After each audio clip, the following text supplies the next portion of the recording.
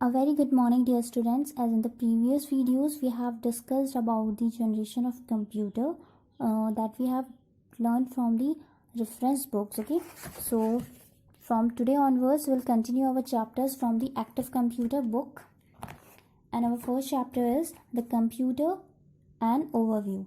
Okay, so dear students, as you all know, computer is an electronic device, okay, which accepts data given by the user, that is input, and then it processes the data according to the given instructions and finally produces the result as output.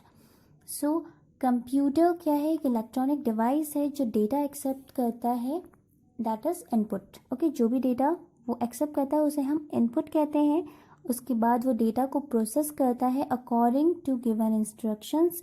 जो भी instructions दिए होते हैं उसके according वो data को process करता है and finally produces the result as output. जो भी वो रिजल्ट प्रोड्यूस करता है उसे वो कहते हैं आउटपुट. ठीक है. A normal computer needs the following hardware to work: input devices, output devices, storage devices and CPU. Okay, so जो हमारा नॉर्मल कंप्यूटर होता है, फॉलोइंग हार्डवेयर टू वर्क, उसको फॉलोइंग हार्डवेयर्स की ज़रूरत होती है, हार्डवेयर्स की ज़रूरत होती है. That is input devices for accepting the data, output devices for giving the results, and storage devices, आपके जो भी डेटा होता है वो स्टोर करता है स्टोरेज डिवाइसेस में, एंड सीपीयू हमारा डेटा को प्रोसेस करता है. Okay, along with the hardware, the computer requires software to work. A set of instructions written in any computer language is known as a program. Programs are stored in the computer's memory.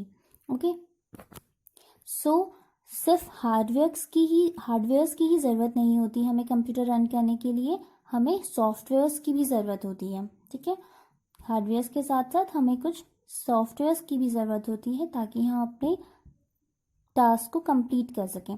A set of instructions written in any computer language, तो कुछ instructions जो किसी भी computer language में लिखे जाते हैं उसे हम कहते हैं program. Okay, programs are store in the computer's memory, और हमारे प्रोग्राम सेव होते हैं हमारे कंप्यूटर्स मेमोरी में. Functions of a computer: computers perform 4 functions. First, accepting input. Second, processing. Third, giving output. Fourth, storing. तो हमारे कंप्यूटर 4 फंक्शंस करते हैं.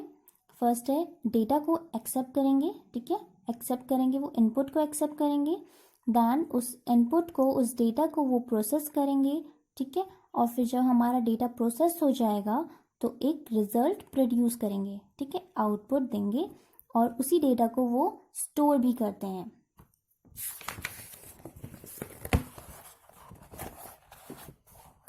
Input: keyboard, mouse, scanner, joystick, microphone, graphic tablet. These are the examples of input. So processing में हमारा क्या आता है? एक सीपीयू आता है. ठीक है, सीपीयू में कंट्रोल यूनिट, रैम और ALU. RAM is our memory. ठीक है, मेमोरी यूनिट है ये हमारी, एक memory unit, ALU and control unit. Okay, output devices: monitor, printer, speaker. तो पहले हम इनपुट लेते हैं डेटा इनपुट डिवाइसेस से. ठीक है, डेटा इनपुट करते हैं, दैन वो डेटा हमारा प्रोसेस होता है.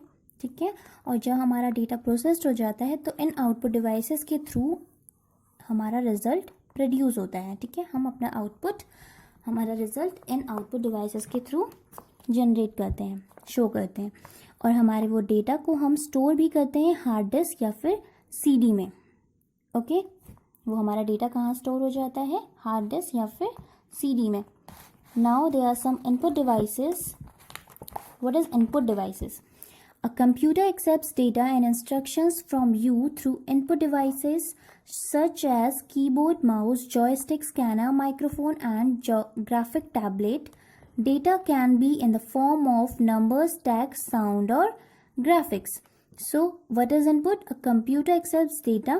कंप्यूटर जब डेटा या फिर इंस्ट्रक्शंस को एक्सेप्ट करता है, ठीक है, किसके थ्रू? इनपुट डिवाइसेस के थ्रू. जैसे कि like examples are keyboard, mouse, joystick, scanner, microphone and graphic tablet. Okay, So data can be in the form of numbers, text, sound और graphics. So data हमारे किस फॉर्म में हो सकता है? नंबर्स के फॉर्म में भी हो सकता है, टेक्स्ट के फॉर्म में भी हो सकता है, साउंड या फिर ग्राफिक्स के फॉर्म में भी हो सकता है. Okay, so these are the examples of input devices. First is our keyboard. It contains a series of buttons called keys. We press the keys to input data in the form of words and numbers to the computer. So keyboard हमारा क्या है? It contains series of buttons. ये एक बहुत सारी series button की series को contain करता है. ठीक है. We press the keys to input data. हम क्या करते हैं? कीज को प्रेस करते हैं ताकि हम डेटा को इनपुट कर सकें, मतलब डेटा को एंटर कर सके कंप्यूटर में. ठीक है. हमारा डेटा किस फॉर्म में हो सकता है? वर्ड्स या फिर नंबर्स के फॉर्म में हो सकता है. Now the second is mouse. It is a pointing device that allows us to put data into a computer by using the point, click and drag and drop commands. ये एक mouse हमारा एक pointing device है जो हमारे data को कैसे enter करने के लिए हेल्प करता है by using point, click and drag and drop commands.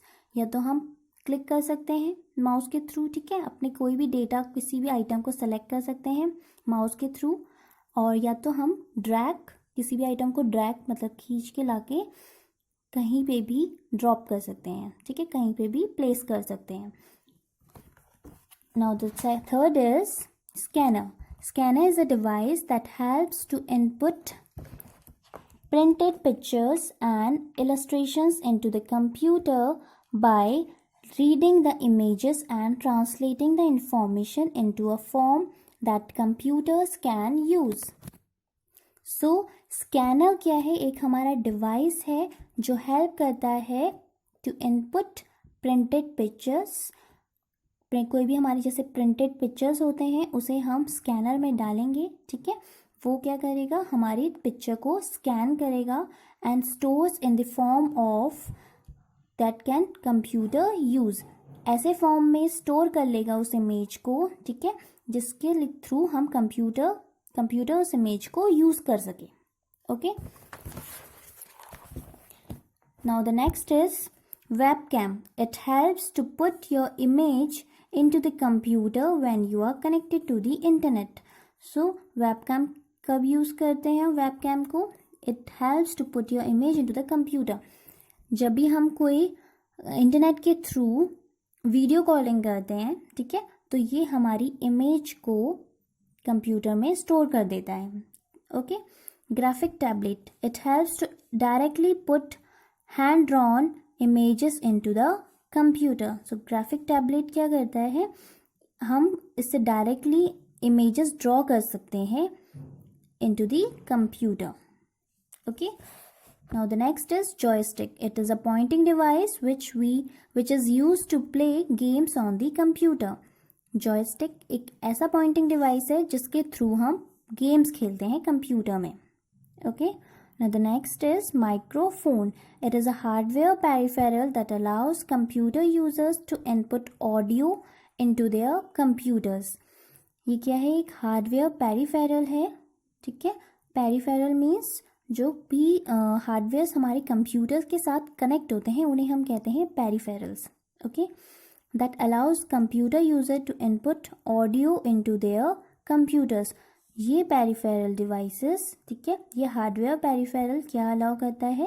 Computer users को कि वो अपने ऑडियो को इजीली इनपुट दे सके कंप्यूटर में. ठीक है. अपने मतलब जो भी हम बोलेंगे, हमारे जो भी ऑडियो होंगे, हम इस माइक्रोफोन के थ्रू स्टोर कर सकते हैं कंप्यूटर में अपने ऑडियोज को. Okay. Now second is processing. Okay. Processing is done on the data entered into the computer to convert it into meaningful information through a processor with the help of a CPU. Processing is done on the data entered on the computer.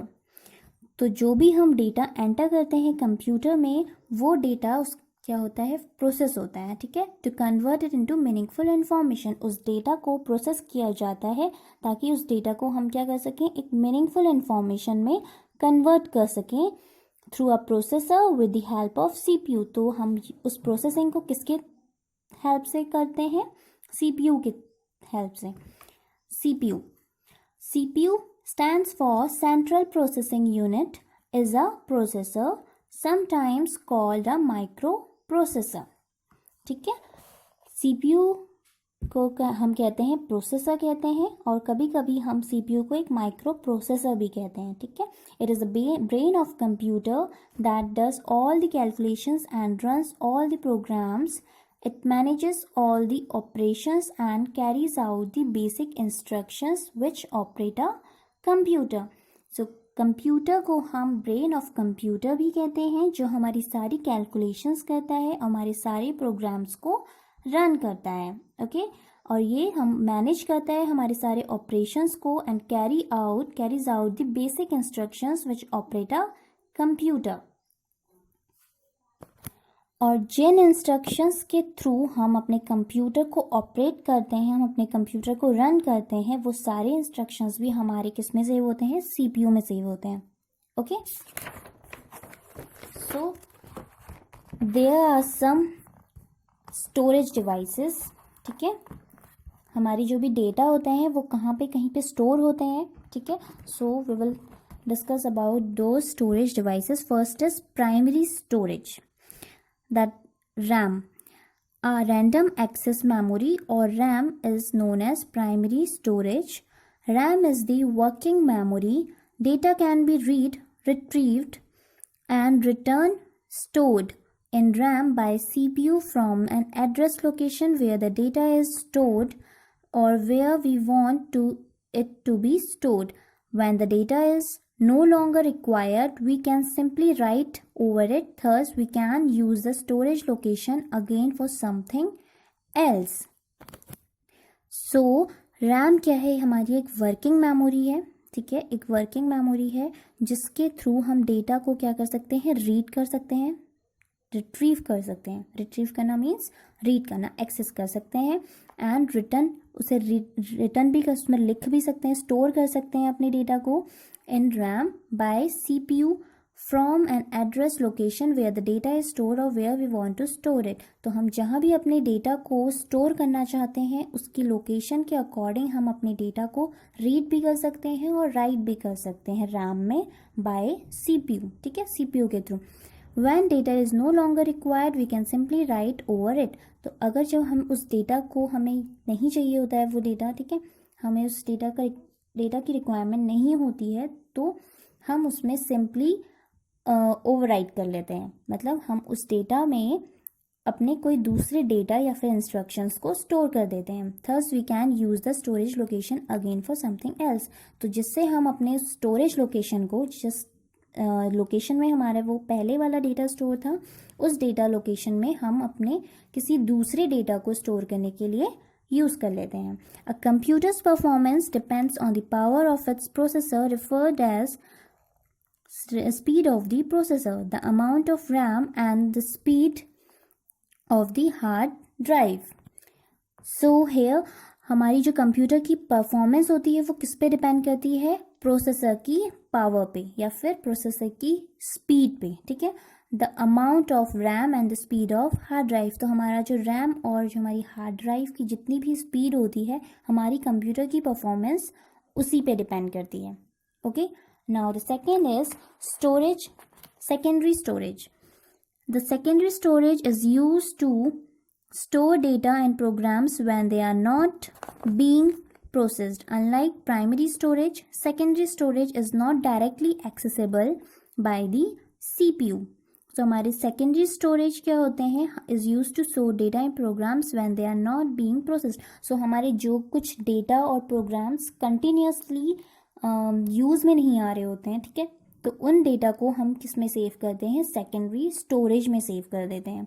Unlike primary storage, secondary storage directly accessible by the CPU.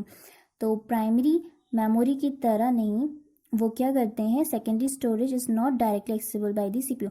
तो primary storage में हमारे जो data होते थे वो हम directly CPU से access कर सकते थे, ठीक है, इजिली। बट सेकेंडरी स्टोरेज में जो भी डेटा हमारा स्टोर होता है वो डायरेक्टली सीपीयू के थ्रू एक्सेस नहीं किया जा सकता।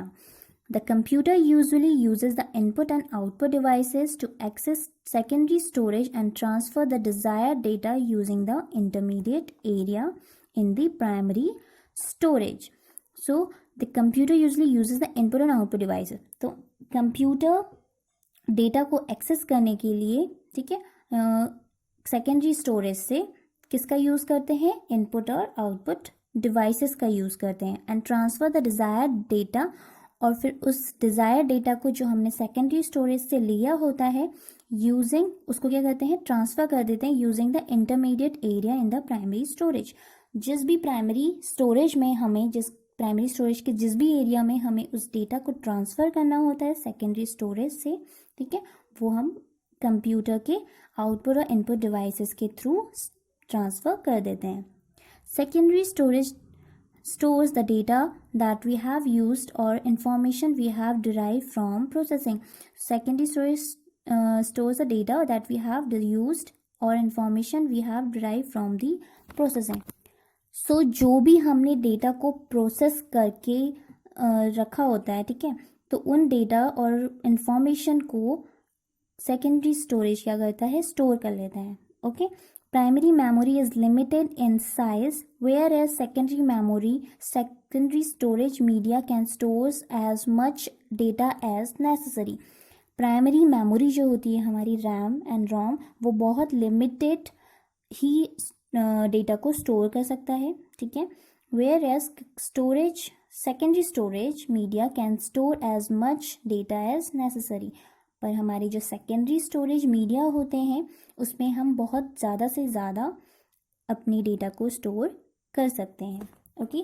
सो dear students, that's all for today. So you have to do some notes in your notebook.